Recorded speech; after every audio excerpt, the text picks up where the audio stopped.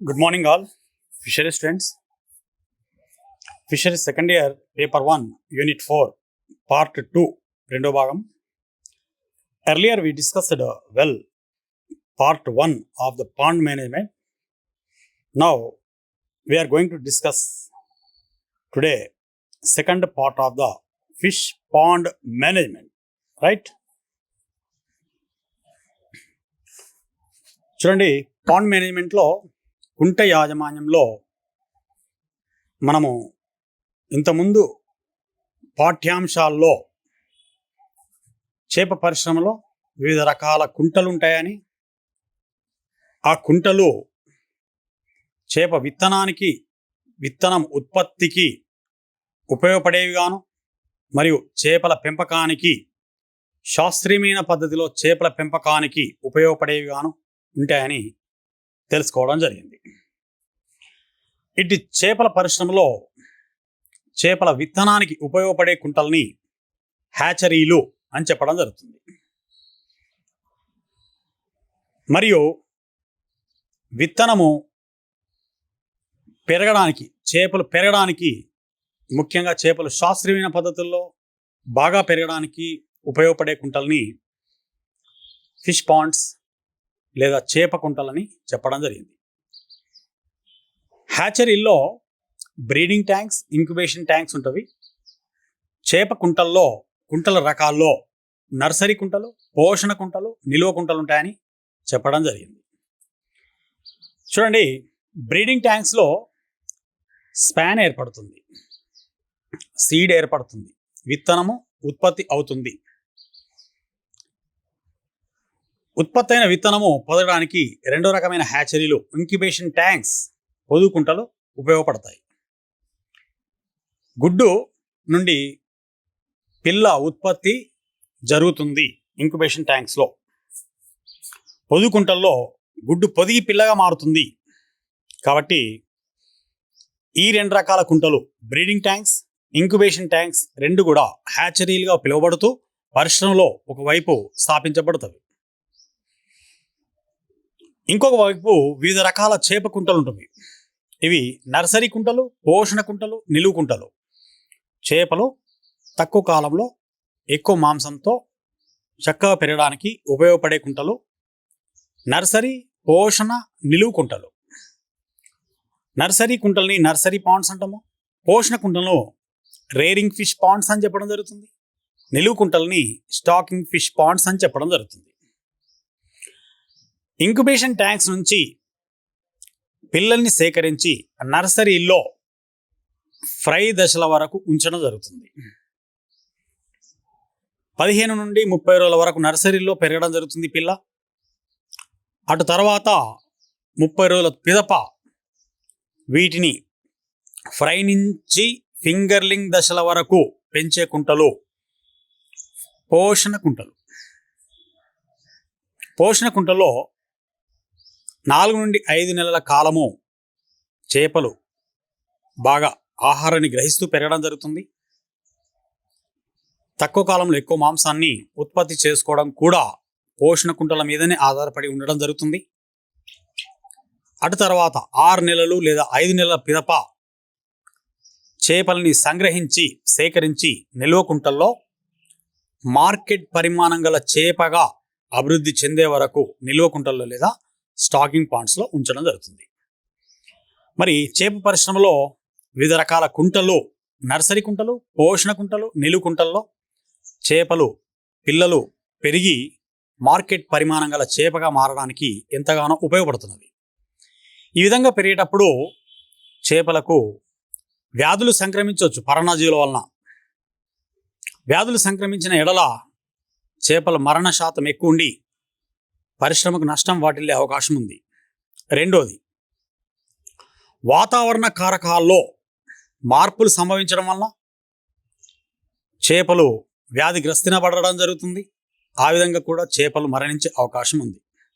మూడోది, ఏమైనా కాలుష్య పదార్థాలు నర్సరీ కుంటల్లోనికి, పోషణ కుంటల్లోనికి, నిలువు కుంటల్లోనికి చేరినప్పుడు నీరు కలుషితమై చేపల మరణం సంభవించడం జరుగుతుంది. ఈ విధంగా కూడా నష్టం జరుగుతుంది. కాబట్టి పోషణ, నర్సరీ, నిలువ కుంటల్లో చేప పిల్లలు పెరుగుచున్నప్పుడు యాజమాన్యం యొక్క చక్కటి యాజమాన్య సూత్రాల్ని, పర్యవేక్షణ పద్ధతుల్ని పాటించడం వలన తక్కువ కాలంలో ఎక్కువ మాంసంతో ఉన్నటువంటి పంట చేప పరిశ్రమలో మనం సాధించడం జరుగుతుంది.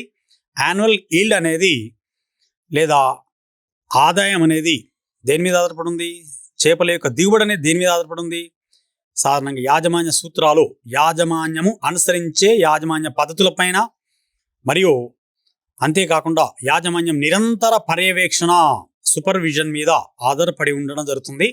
మరి చేప పరిశ్రమ ఎక్కువ స్థలంలో ఏర్పాటు చేయబడ్డ పరిశ్రమ కాబట్టి సాధారణంగా ఎక్కువ యాజమాన్యం యొక్క దృష్టి, పర్యవేక్షణ అనేది అవసరము.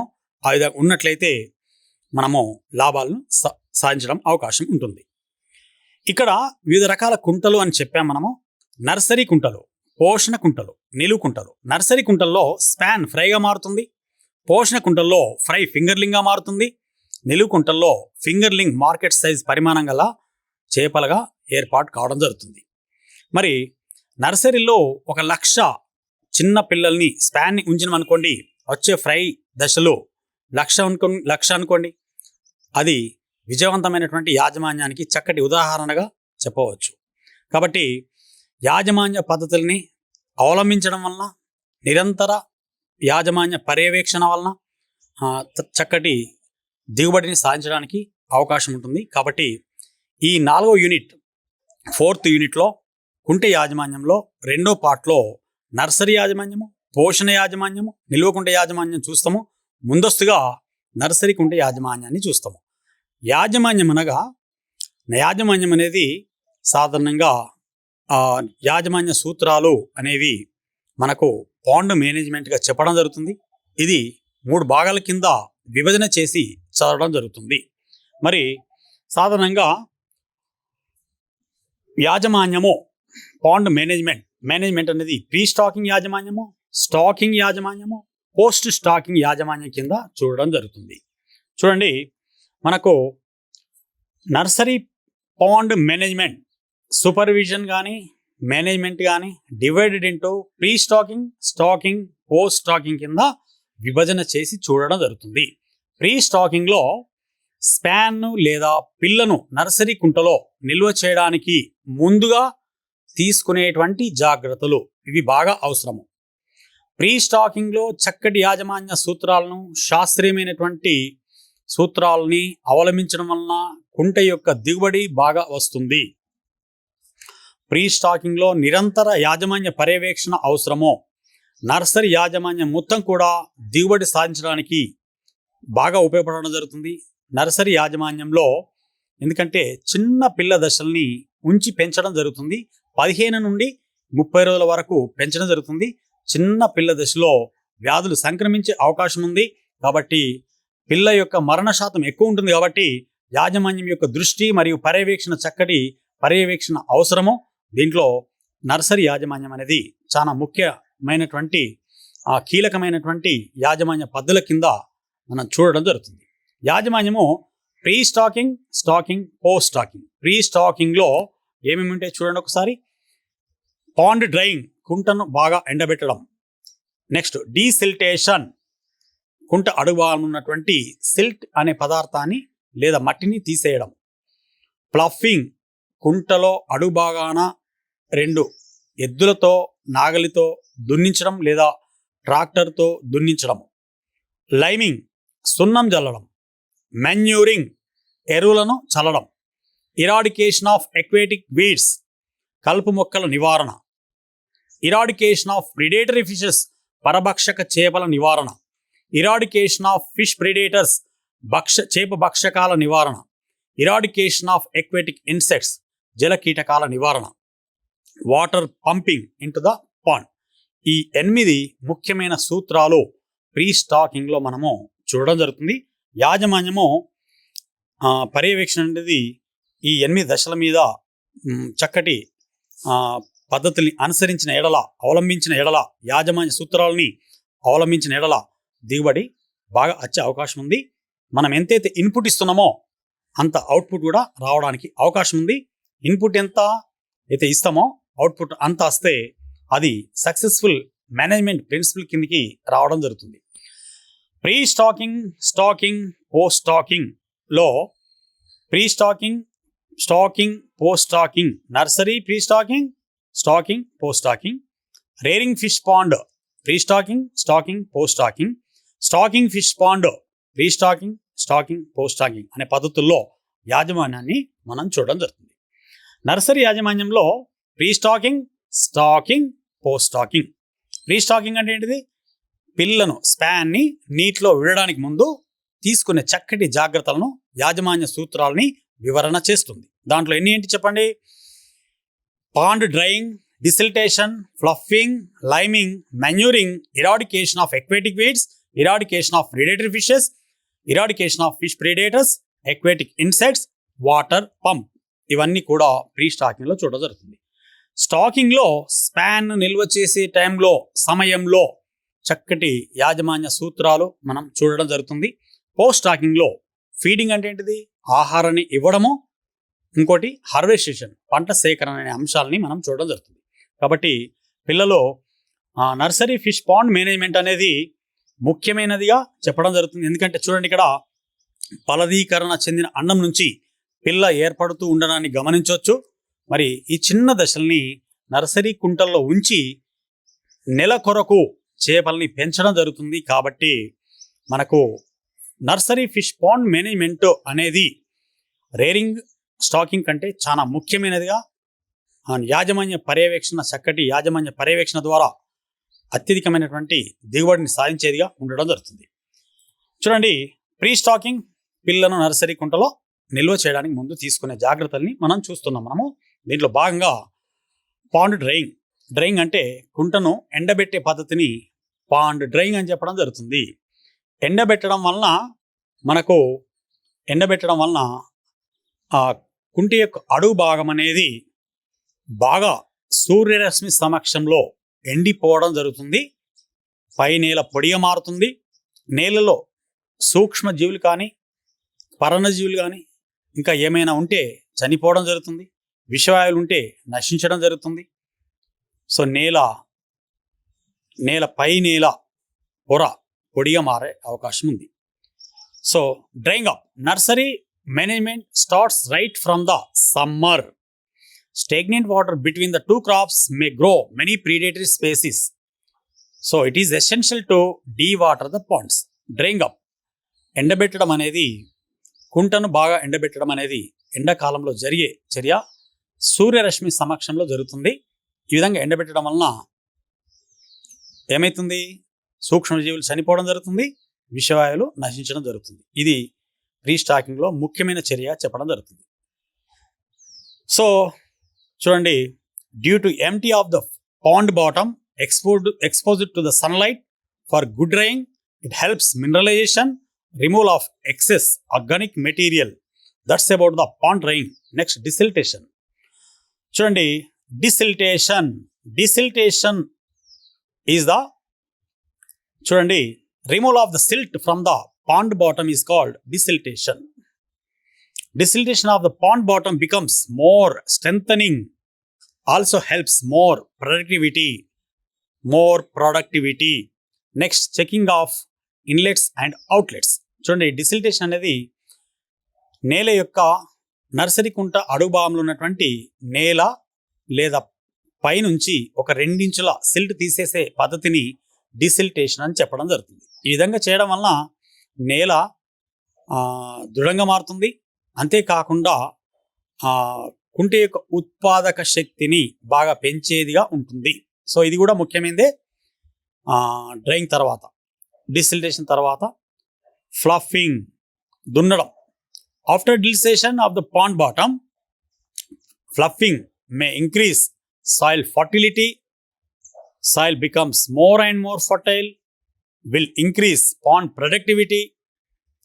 చూడండి, ఫ్లఫింగ్ అనేది, దున్నే చర్య అనేది 2 ఎద్దులు నాగలితో నర్సరీ కుంట అడుగు భాగంలో దున్నించడం వలన నేల అనేది పై నేల కింది పోవడం జరుగుతుంది, కింది నేల పైకి పోవడం జరుగుతుంది. ఈ విధంగా నేల సారవంతంగా మారి నేల యొక్క కుంట యొక్క ఉత్పాదక శక్తిని బాగా పెంచేదిగా ఉంటుంది. అంటే కింది నేలలో ఉన్న సూక్ష్మ స్థూల పోషకాలు లేదా మూలకాలు ఏవైతే ఉంటాయో కుంట యొక్క ఉత్పాదక శక్తిని బాగా పెంచేవిగా ఉండడం జరుగుతుంది. ఓకే బాబు, right. Next liming. Application of lime in pond. కుంటలో సున్నం చల్లే పద్ధతి అనేది ముఖ్యమైన చర్యగా రీస్టాకింగ్లో చెప్పబడుతుంది. Application of lime in pond is very important. Lime uses improves water quality, sanitation, increase pond productivity, kills bacteria, parasites, microorganisms, developmental stages of parasites, neutralize the acidity of soil and water, improve soil quality by promoting minerals. చూడండి, సున్నం ఇన్ని విధాలుగా ఉపయోగపడుతుంది. నేలలో సూక్ష్మ జీవులైనా bacteria సున్నం చంపేస్తుంది. కాబట్టి రెండోది, నేలలో కానీ కుంట నీటిలో కానీ ఆమ్లస్థితి ఉంటే pHను నియంత్రణ చేస్తుంది సున్నం. ఈ విధంగా pH అనేది బ్యాలెన్స్ చేయబడుతుంది. మూడోది, నేల యొక్క సారవంతతను పెంచుతుంది. కుంట యొక్క ఉత్పాదక శక్తిని బాగా పెంచుతుంది. Lime used in the following forms. ఈ క్రింది రూపాల్లో సున్నాన్ని వాడడం జరుగుతుంది. CaCO3, CaO, CaOH. CaCO3ని లైమ్ స్టోన్ అంటాము, CaOను క్విక్ లైమ్ అని చెప్పడం జరుగుతుంది. ఓకేనా. CaOHను స్లేక్డ్ లైమ్గా చెప్పడం జరుగుతుంది. Pond should be before water, after water. Liming is compulsory and important which aids pond mineralisation. చూడండి, మనకు చెప్పిన అంశాల్లో ముఖ్యంగా ఏమేమి అయిపోయినాయి చూడండి. పాండ్ డ్రైయింగ్ అయిపోయింది, డిసిల్టేషన్ అయిపోయింది, ఫ్లఫింగ్ అయిపోయింది, లైమింగ్ చర్య అయిపోయింది. డ్రైయింగ్ అంటే కుంటను ఎండబెట్టడము, డిసిల్టేషన్ అంటే సిల్ట్ తీయడము, ఫ్లఫింగ్ అంటే దున్నడము, లైమింగ్ అంటే సున్నం చల్లడము. ఇవన్నీ కూడా నేలను సారవంతంగా మార్చేటువంటి క్రియలు. ఈ విధంగా నేల సారవంతంగా మారినట్లయితే సూక్ష్మ స్థూల మూలకాలు బాగా అభివృద్ధి చెంది కుంట యొక్క ఉత్పాదక శక్తికి బాగా ఉపయోగపడడం జరుగుతుంది. నెక్స్ట్, మాన్యూరింగ్ చర్య. నర్సరీ కుంటలో ఎరువులు చల్లే పద్ధతిని మాన్యూరింగ్గా చెప్పడం జరుగుతుంది. నర్సరీ కుంటలో మాన్యూర్స్ ఎరువులు వేసే పద్ధతిని మాన్యూర్స్గా చెప్పడం జరుగుతుంది. చూడండి, adding of manures at pond is called manuring. సున్నము after liming, manuring is compulsory. ఎరువులు అనేవి, మాన్యూర్స్ అనేవి కౌ డంగ్ జీవ ఎరువు, పశువుల యొక్క పేడను జీవ ఎరువుగా వాడడం జరుగుతుంది. ఇది బెస్ట్ ఆర్గానిక్ ఎరువుగా చెప్పుకోవడం జరుగుతుంది.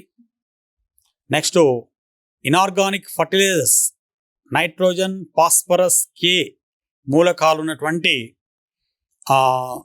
అకర్బన ఎరువులను కూడా వాడచ్చు. ఎరువుల వలన మరింత నేల సారవంతంగా మారి కుంట ఉత్పాదక శక్తి బాగా పెరుగుతుంది. సూక్ష్మ స్థూల మూలకాలు పెరగడం వల్ల నేలలో కానీ నీటిలో కానీ ప్లవక జీవుల అభివృద్ధి జరిగి, ప్లవక జీవులు పెరగడం వల్ల చేప పిల్లకు ఆహారంగా ఉపయోగపడుతుంది. ప్లవకాలు చేప యొక్క సహజమైన ఆహారము. కాబట్టి ప్లవకాలు ఎంత అభివృద్ధి చెందితే చేప అంత ఆరోగ్యంగా పెరిగే అవకాశం ఉంది. ప్లవకాలు అనేవి వృక్ష జంతు ప్లవకాలుగా ఉండడం జరుగుతుంది. వృక్ష ప్లవకాలని ఫైటో ప్లాంక్టన్స్ చెప్పడం జరుగుతుంది. జంతు ప్లవకాలని జూ ప్లాంక్టన్స్ చెప్పడం జరుగుతుంది. వృక్ష ప్లవకాలు ఎక్కున్నట్లయితే నీరు ఆకుపచ్చగా ఉంటుంది.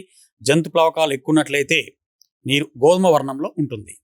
ప్లవకాలు బాగా అభివృద్ధి చెందిన తర్వాతనే చేప పిల్లల్ని స్టాక్ చేయడం జరుగుతుంది. స్పాన్ని నర్సరీ కుంటలో స్టాక్ చేసే ముందుగా వృక్ష జంతు ప్లవకాలు అభివృద్ధి జరిగినాయో లేదో చూసుకొని చేయవలసి ఉంటుంది. ఎందుకంటే ప్లవకాలు మాత్రమే చేప పిల్లలకు, స్పాన్కి సహజ ఆహారంగా ఉపయోగపడుతుంది.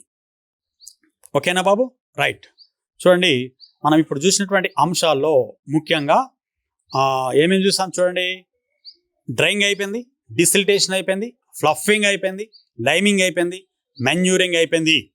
మాన్యూరింగ్ అంటే నర్సరీ కుంటలో దున్నిన తర్వాత ఏం చేస్తారు, ఎరువులు చల్లడం, సున్నం చల్లడం అనేది ఇంపార్టెంట్గా చెప్పడం జరుగుతుంది. మాన్యూర్ ఎరువులు అనేవి ఎన్ని రకాలు? 2 రకాలండి. ఒకటేం చెప్పండి, జీవ ఎరువు.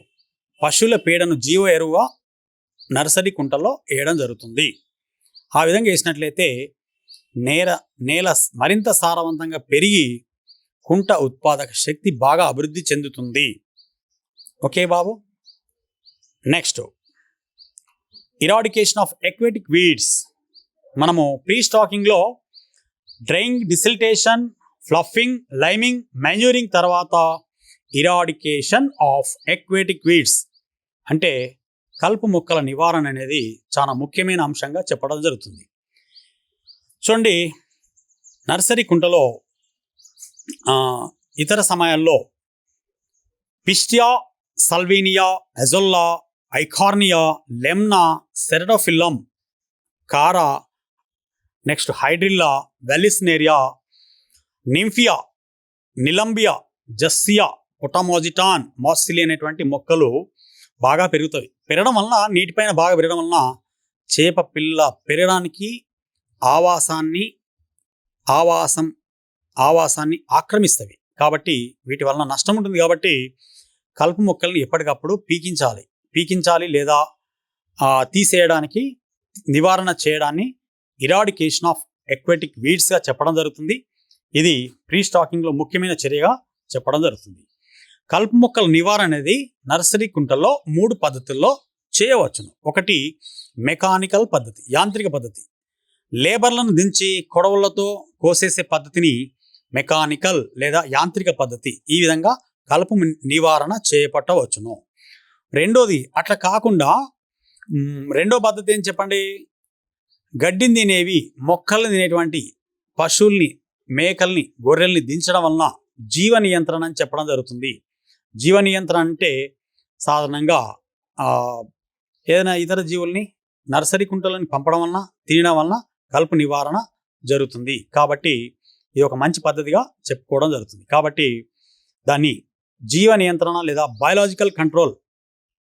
చూడండి, ఎక్వాటిక్ వీడ్స్ ఒకటి ఫస్ట్ ఏంటి చెప్పండి, మెకానికల్ కంట్రోల్. రెండోది బయాలజికల్ కంట్రోల్. మూడోది కెమికల్ పద్ధతి. కెమికల్ పద్ధతిలో రసాయనాలను వాడి కలుపు నివారణ చేపట్టవచ్చును.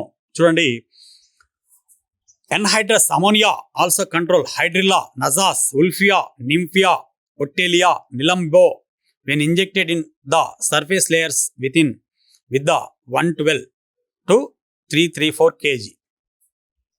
ఈ విధంగా రసాయనాల ద్వారా, కొడల ద్వారా, మరి ఇంకోటి ఏంటి చెప్పండి, జీవ నియంత్రణ ద్వారా కలుపు నివారణ చేపట్టవచ్చు. రాసాయనికంగా అయితే 2,4-D అనేది స్ప్రే చేయడం వలన కలుపు నివారణ సాధ్యమవుతుంది.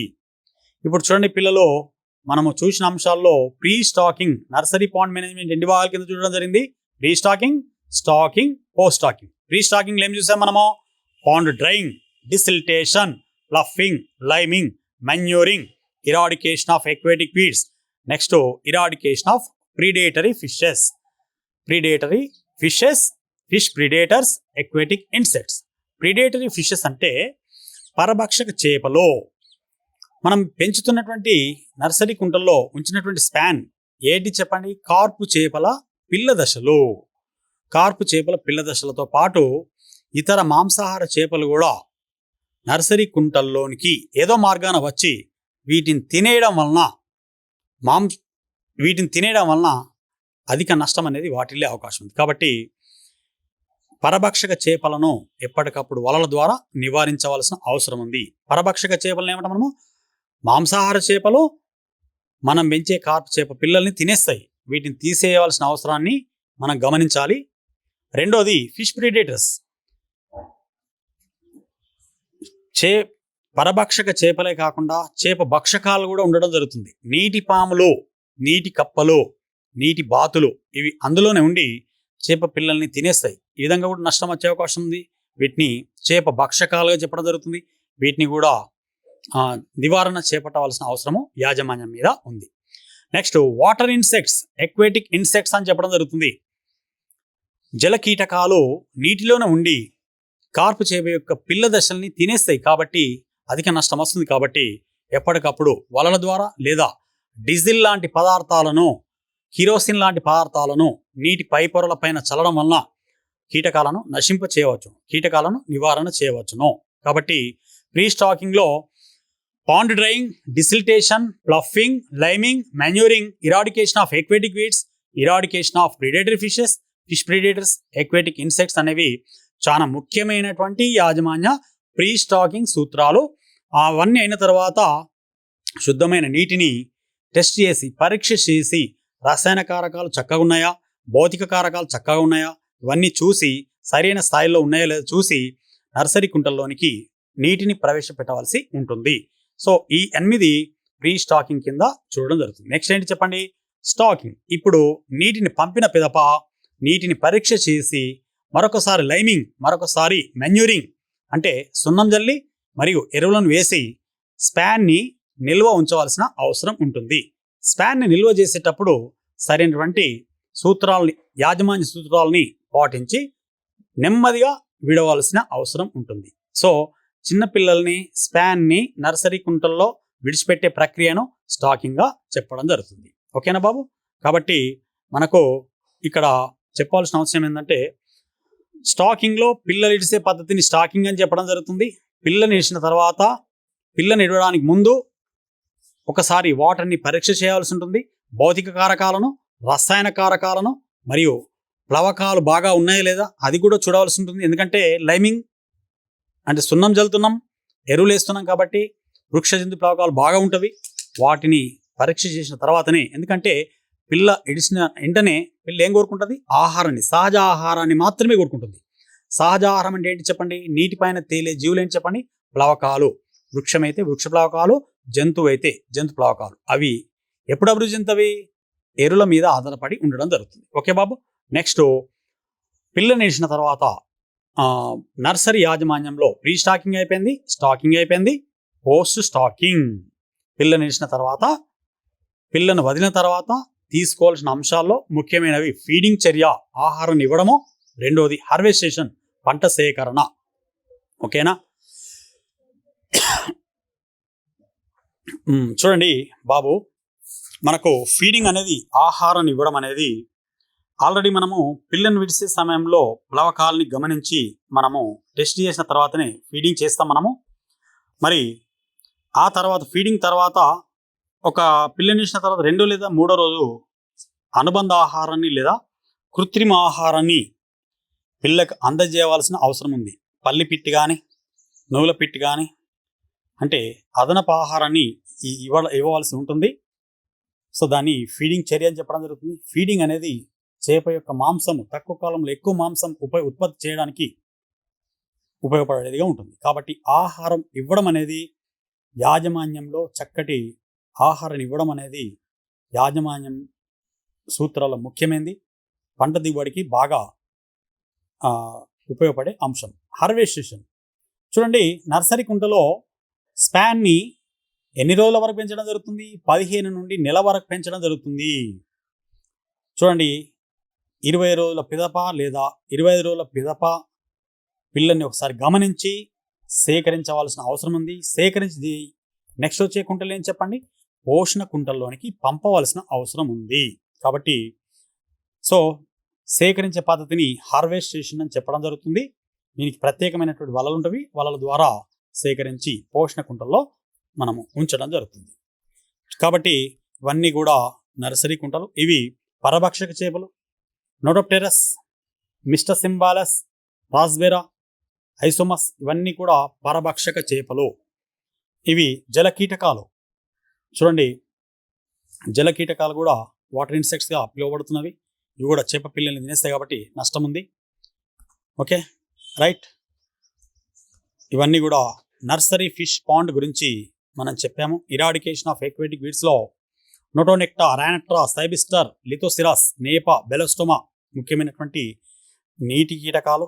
వీటిని డీజిల్ లేదా కిరోసిన్ చల్లడం వలన నియంత్రణ చేపట్టవచ్చు.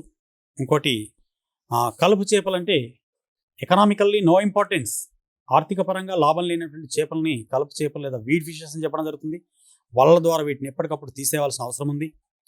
సో ఇంకా నెక్స్ట్ వాటర్ నింపడం జరుగుతుంది. వాటర్ నింపిన తర్వాత ఫీడింగ్. తర్వాత ఫీడింగ్ తర్వాత హార్వెస్టేషన్, ఇవి షార్ట్ టైం క్వశ్చన్స్, తర్వాత ఇవి లాంగ్ టైం క్వశ్చన్స్. ఓకే బాబు, రైట్. నెక్స్ట్ క్లాస్లో పోషణ కుంట యాజమాన్య పద్ధతుల్ని మనము చూస్తాము, రైట్.